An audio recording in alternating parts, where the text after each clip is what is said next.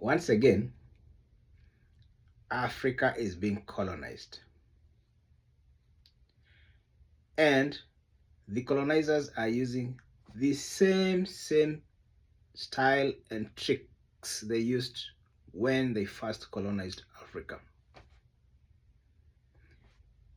If you are a student of history, a good one, you should know that when the colonialists came to Africa, they came and befriended communities.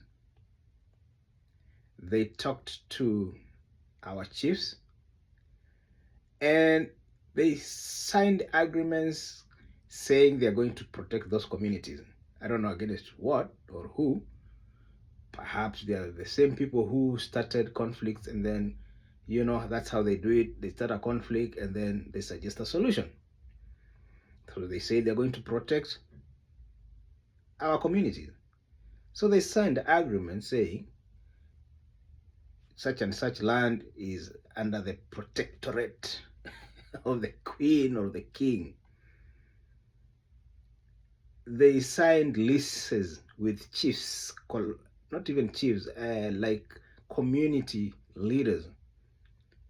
And those leaders who were illiterate signed documents that were written in English, and they had an interpreter who misled them in the interpretation. But once they appended the signature, then the colonialists used that as proof that now they have to take control over the land of Africans. And that is how our leaders that time gave away African land. And with land, the colonialists were able to build an empire, an economic empire. They were actually finally able to come and take control of the whole regions and turned them into countries.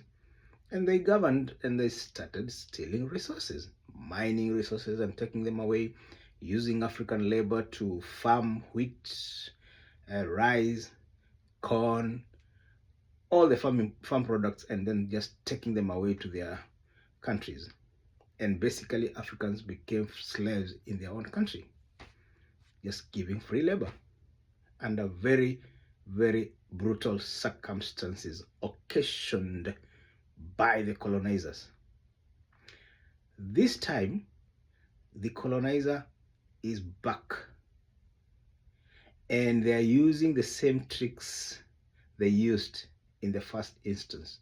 They are getting hold of our leaders, starting with the president and their cabinet, and then the president is using state machinery to coerce people who already own land and properties to sign off these properties to the colonizer through companies and businesses that are domiciled abroad.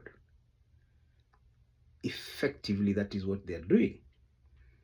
And the reason is because Africa is going to be the place that is going to give the maximum returns in this century. And they know that. But, the sad thing is, we have leaders in the name of presidents, and in some places in Africa, prime ministers, who are said to be the most educated.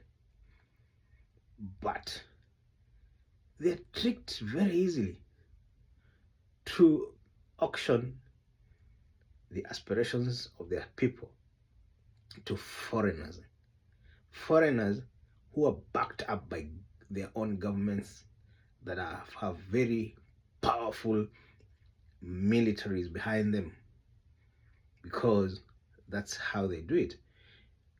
If you refuse, they come and start engineer conflicts and pretend to bring a solution, and that's how they infiltrate and take over the country.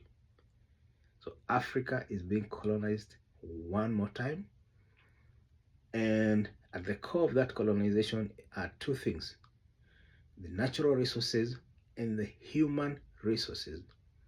So Africans are going to work for the colonizer for the second time with bare minimum benefits. Africa is going to generate the greatest wealth this century, but that wealth is going to be repatriated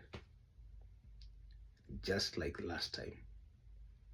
You have to have a mind that is so critical and a mind that observes with a lot of precision details to understand what I'm talking about.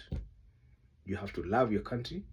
You have to be devoid of social programming, including religion, because religion has been used by the colonizer to lull Africans, to put them to slumber, so that you keep looking for a savior somewhere from the sky, while you are the one who is supposed to save yourself, to protect yourself, to fight for justice, to say no.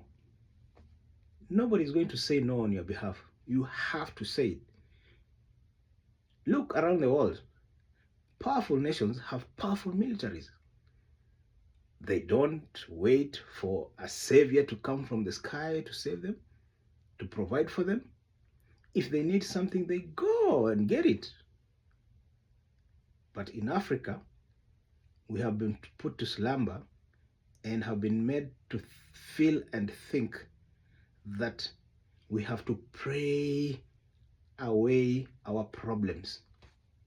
That somebody will slaps you one side and you let them slap you on this other cheek. That is what we were told. So we were told to be humble. Humble means don't question. Humble means don't ask for reparations. Don't ask for justice. Don't argue your case. That is what they mean by humble. And we were taken through an education system that oriented us to be sheeps, to just accept, to just see injustice and never do anything, to accept poverty that is very artificial. If Africans are not going to take control of their land, their resources, their human skill to develop themselves, then the colonizer will take full advantage of you, and then you will be left complaining and waiting for help from the sky.